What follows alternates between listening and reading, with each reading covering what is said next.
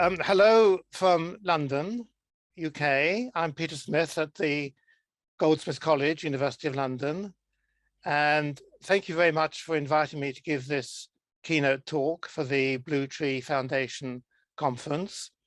I only learned about Blue Tree Foundation a few months ago, but I'm very impressed by the work you're doing and feel very honored to be invited to give this talk, which is going to be about research on cyberbullying.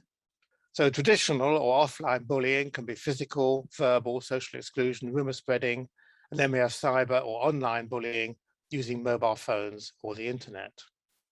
Now, cyberbullying does have some differences from traditional bullying. It depends on some degree of technological expertise. It's primarily indirect rather than face-to-face. There's some invisibility of those doing the bullying. The perpetrator doesn't usually see the victim's reaction, at least in the short term. And that's an important difference too, because on offline traditional bullying, you see how the victim is responding, and that may or may not encourage you to continue, but you don't see that, at least immediately, with cyberbullying. The variety of bystander roles in cyberbullying is more complex.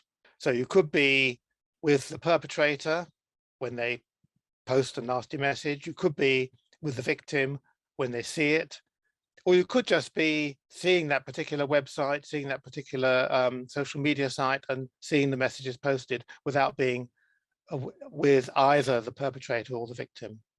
The breadth of the potential audience is increased. Obviously, we could have hundreds or thousands of people seeing a particular website, and it's difficult to escape from unless you stop using the internet, which certainly young people don't want to do. Then it's a 24/7 kind of phenomenon. As I said, probably more relevant for traditional bullying, but might be relevant for cyberbullying too. And then cultural values, one I've been particularly interested in.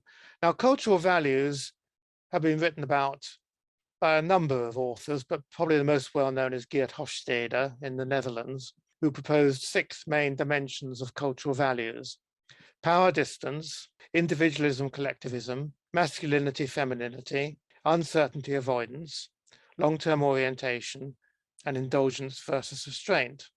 And here's some Hofstede scores for selected countries. So the USA, Great Britain, China, Japan, and South Korea. And I put them for power distance, individualism, and then masculinity, femininity dimension, how sort of macho, if you like, how much sex difference there is in societal values. So high scores mean high on the dimension. So China is coming out high on the power distance measure, to some extent Japan and South Korea too, much more so than the USA and GB, where hierarchy is not so important perhaps. On the other hand, the USA and Great Britain are very high on in the individualism scores, and China and South Korea especially really much more collectivist, to some extent Japan too. Japan's coming out very high on the masculinity dimension. So there are these differences between countries in cultural values and the other things we've looked at too, and these might help explain the differences in prevalence rates of different kinds of bullying. And that's something that I'm interested in looking at the moment, and is a kind of subject of current investigation, really. There are a number of predictions we can make from the cultural values work. So power distance, it could affect definitions of what is bullying, and cyberbullying, of course, because bullying implies an imbalance of power and kind of suggesting that that power is being abused, being misused. But in a society with high PDI scores, use of power by older people or stronger people might be much more readily accepted than it would be, for example, in a society with low PDI scores. So in other words, the definitions of what is bullying might change. For example, we use some cartoons to look at this, stick figure cartoons, and one of them shows an older pupil asking a younger pupil to carry their bags for them at school.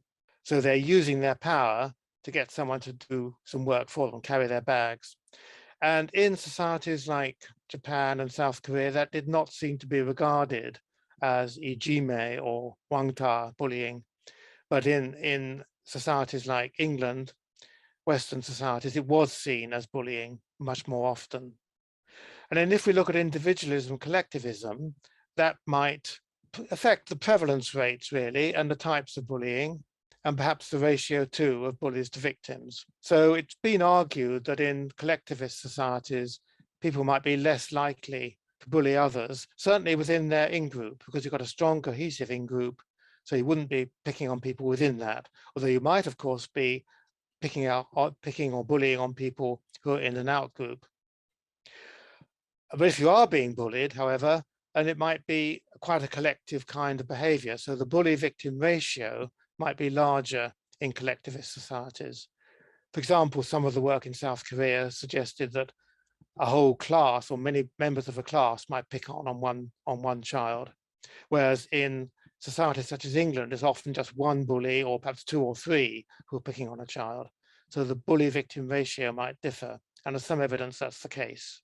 And if we look at masculinity, that could affect the male-female ratio and also the amount of sexist bullying that's going on too, perhaps. So there's predictions to be made, which are being tested at the moment, really, in current work. It's obviously important to include cyberbullying explicitly in things like school policies, anti-bullying materials, teacher training materials, guidance for parents, and guidance for children and young people. And many organizations and websites now provide this. And in the UK, for example, the Department for Education provides a document, Cyberbullying Advice for Head Teachers and School Staff. And the Anti-Bullying Alliance is a charity which has a lot of resources, including a focus on cyberbullying, and the many other websites available as well. Cyberbullying in the UK is not actually an offence, but there are laws about harassment and defamation and threatening behaviour. Schools must have an anti-bullying policy. Revenge porn is a criminal offence. That means sharing sexual images or videos without the consent of the person involved. But unfortunately, many students are not aware of this law and may still treat cyberbullying as fun or banter. Individual coping strategies vary by pupils and young people. Some are rather ineffective if you're doing nothing, if you're just trying to avoid the situation, or if you retaliate in an inappropriate way, that can be dangerous. But seeking help from friends, family, staff, and peer supporters can be helpful. Responding assertively, analysing the bullying episode and the bully's behaviour, and thinking what's the best way of responding. For traditional bullying, often pupils will tell a teacher, but for cyberbullying, that seems to be much less. Probably because they think that the teachers don't really know so much about what's going on. Was telling someone helpful? About a quarter of the time it was very helpful, 13% quite helpful, 20% a bit helpful, but not helpful in 40%.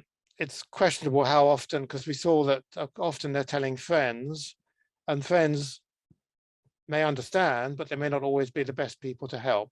It may be more important really to tell parents, family, someone at school to get effective help. A review by Campbell recently looked at some of the common elements in these programs that are effective. Program's name is positive. In other words, it's called something like Media Heroes, for example. It's emphasizing the positive aspects of the program for those taking part. It's based on some kind of theory. It involves students, teachers, and parents, so a wide stakeholder engagement. It involves young people in the design and execution of the program. So, for example, being peer leaders in school, conducting cross-age peer tutoring, which I just mentioned, helping develop and or implement whole school activities. And it's flexible enough to include changing technologies. The point that the internet is changing all the time and we need to keep up to date with the latest kinds of cyberbullying and harassment that are taking place.